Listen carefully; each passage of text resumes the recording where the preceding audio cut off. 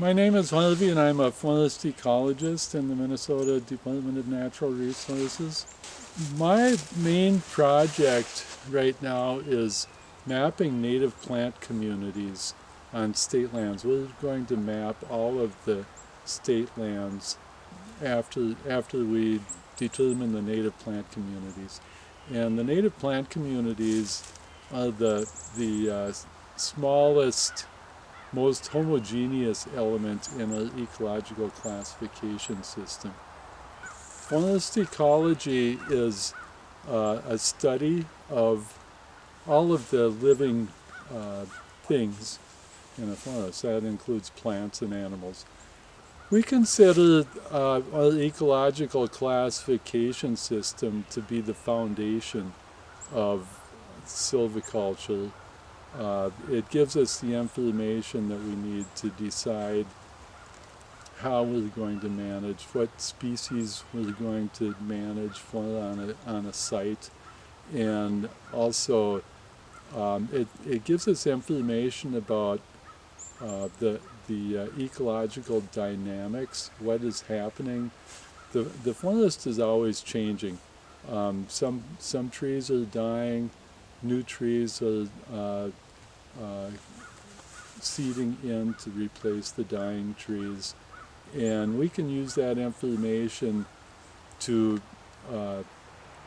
decide how we're going to harvest trees, what trees we're going to try to promote to take their place, and it's the foundation.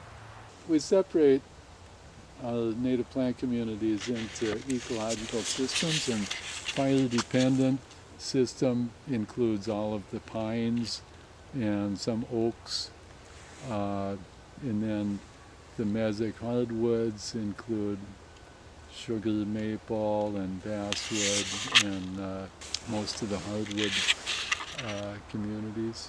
The information Harvey collects will be used in different ways. In 10 to 20 years, as the climate changes, someone may want to come back to these sites to see what has changed. There may be more invasive species, like this Canadian thistle. We can predict how this is going to develop into the future without any disturbance. So if we don't do anything, what is this going to look like 50 years from now? And we can use that information to help guide our management, because we can say, well, the natural progression would be to do this, and if we wanted to go in that direction, we could accelerate that process by doing some manipulation. Forest ecology gives us an understanding of the environment that we're trying to manage and that we're working in.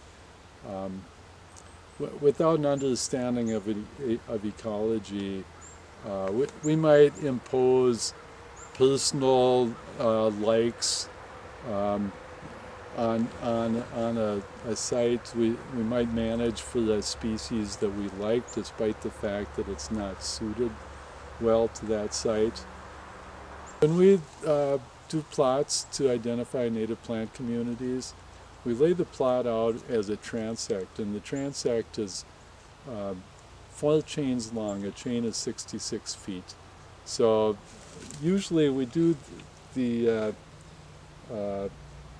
soil examination in the middle of the transect, and then we go 132 feet on one side, pace it off, and then collect data as we walk back.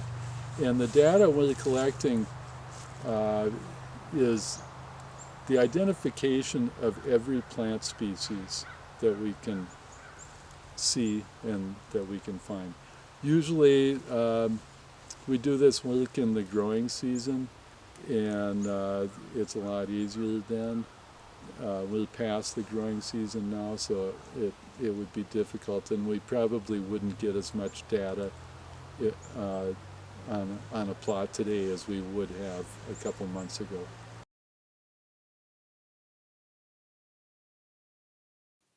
Another part of ecological land classification is looking at soil composition. He uses a spade to cut through the sod and roots that makes up the first few layers of soil. He then uses a soil auger to bring up each layer of soil down to roughly 5 feet below the surface.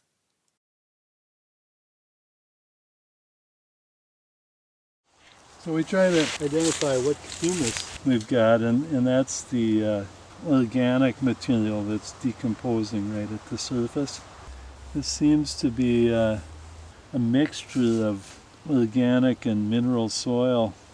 You can see little grains of sand right up at the surface, and that's probably the result of worm activity. They consume the organic stuff and dig down deep into the soil and bring the mineral soil up and mix it together. It's not a really good mull humus, but because of that mixing of the organic and mineral soil, I would call it a mull, and it looks like it's about 4 inches deep. He takes a sample of soil about the size of a golf ball and wets it. He has a flow chart that helps him to identify aspects and textures of the soil. He throws the ball to see how well it will hold together.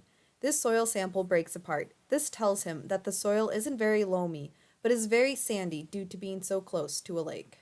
One of the last items he takes note of is the slope of the land he is classifying. He uses a clinometer to do this, which is used to measure angles. He holds it up to his eye and looks through it following the slope of the land. This area here has a slope of 6%.